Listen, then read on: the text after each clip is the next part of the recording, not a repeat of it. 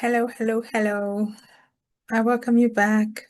I thank you for your patience returning as we share and expose the atrocities that were committed all around the United Kingdom by the rape gangs, according to the Rape Gang Inquiry Report, which was published a few weeks ago by Rupert Lowe and the inquiry that he carried out. Here is another victim whose report we're just going to share with you right now.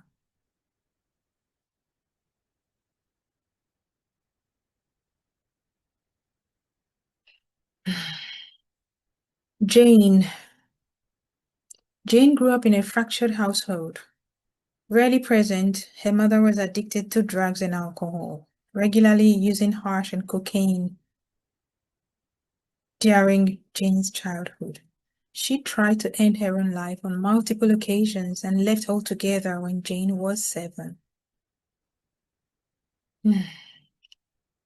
Jane's father had significant mental health issues, though until the age of 5, she describes a generally positive relationship with him. However, after meeting a new partner following the departure of Jane's mother, he became colder, more distant, and increasingly abusive.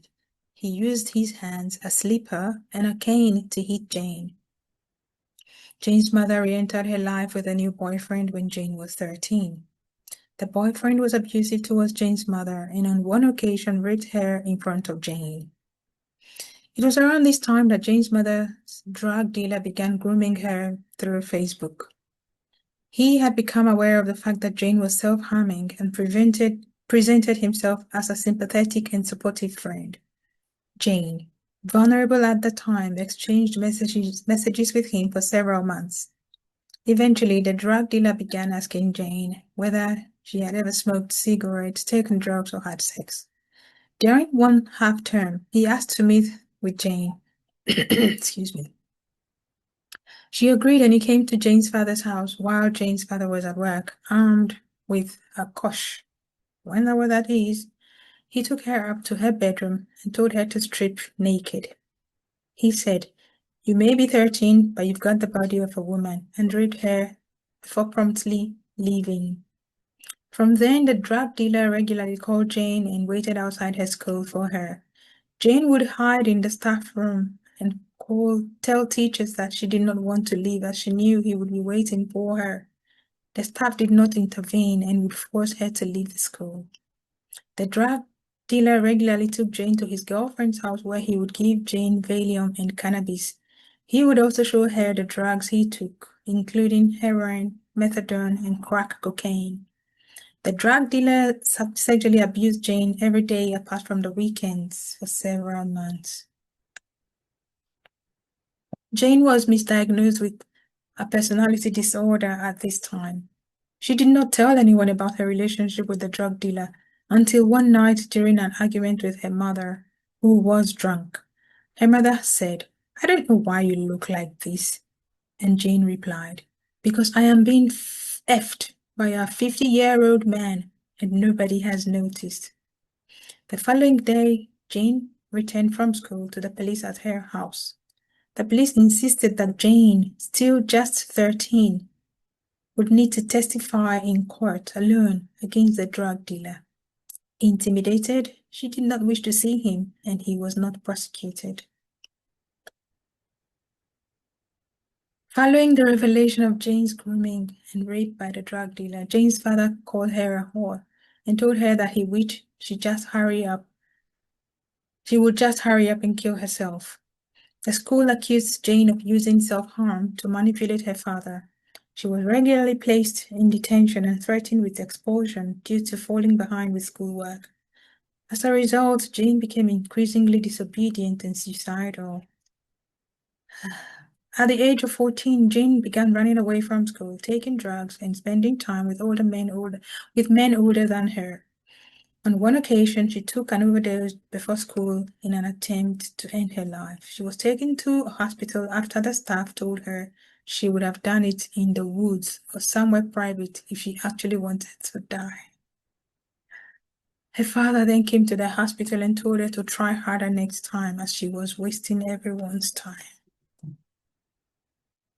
Later that day, she attempted suicide by cutting her own throat, but failed. Jane was briefly taken into care at the hospital. She was discharged after less than a month, and everybody acted like nothing had happened. Her father would not accept her back into the family home, so she was left homeless at 14. Jane spent a short period of time staying with friends until social services was informed about her situation by her aunt. Jane refused to return home, disclosing to social services that she was being physically abused and showed them the bruises on her body. She was then briefly taken into foster care before being moved into children's home until she was 16 years old. Jane was then placed in a semi-independent living facility for vulnerable young people. After a few months, a female peer at the accommodation invited Jane to what she described as a party. This peer was coercive and intimidating, and Jane did not feel able to refuse. She was taken to a block of flats in Hounslow and expected to be met with a group of people her own age. Instead, the flat was occupied by 6 or 7 Somali men. Jane was taken into the bathroom by the girl who had brought her there and instructed to shave. She was told that she was being sold to the men for sex. Jane did not want to participate, but complied out of fear.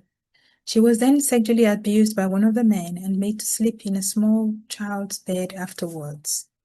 The following morning, the girl who took Jane to the flat was paid by the men. This occurred repeatedly over a period of months, sometimes with multiple other girls present. Jane was told that she needed to gain weight to be more desirable to the men. In response, Jane began purging, which developed into a severe eating disorder.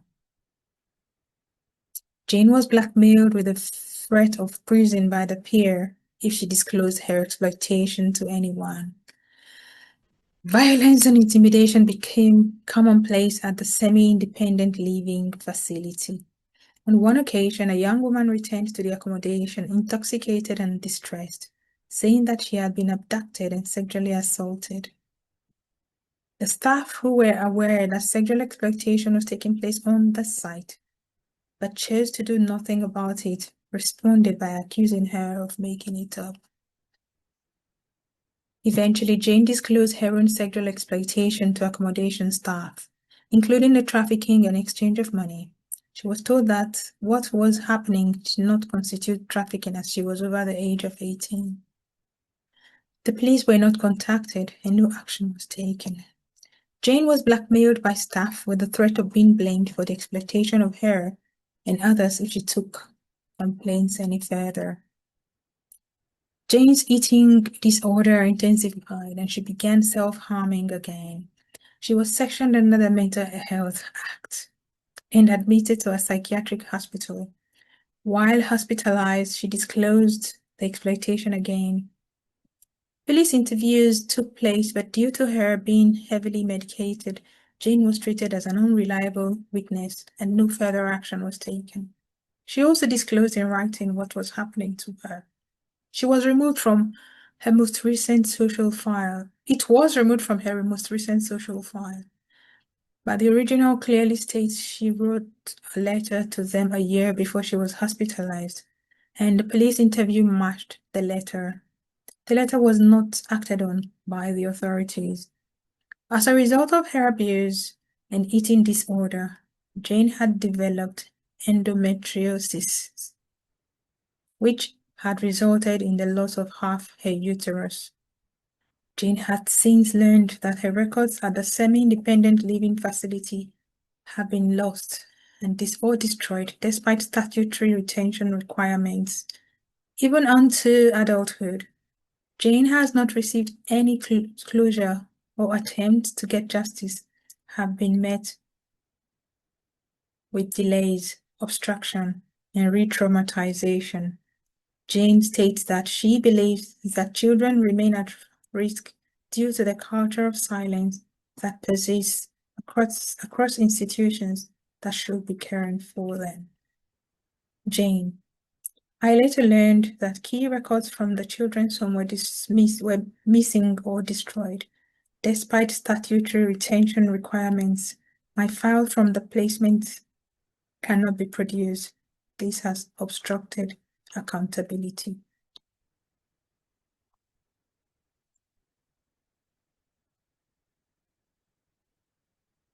Yet again, every single authority, the school, social service, the care home, the police, the court, everybody failed. From drug abuse, alcoholic mother, mentally disabled father, of course, the vulnerable young person, nobody believed her, left. It was men of Somali origin this time. They wanted her to be fattened for them. She did the opposite. She started purging herself. Of course, she would be anorexic, eating disorder.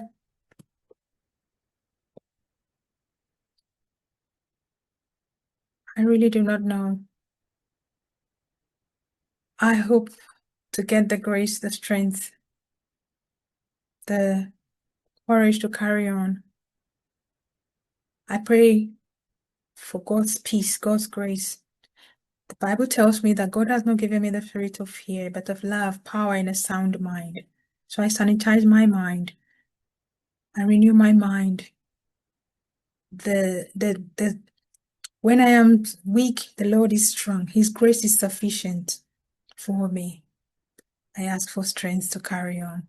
And I ask for prayers as well to carry on. He's given me a sound mind. I'm fine. Don't worry, my mental health is secured in Christ Jesus. I'm not boasting. I've been through the worst. I've come through already.